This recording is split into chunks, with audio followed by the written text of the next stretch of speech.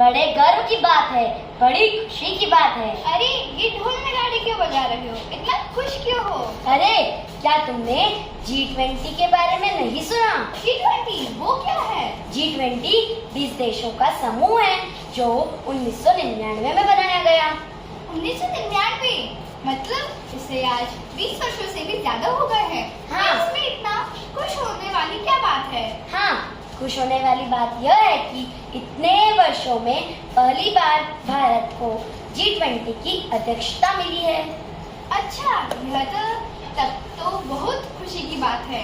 लेकिन भारत को G20 की अध्यक्षता में करना क्या होगा?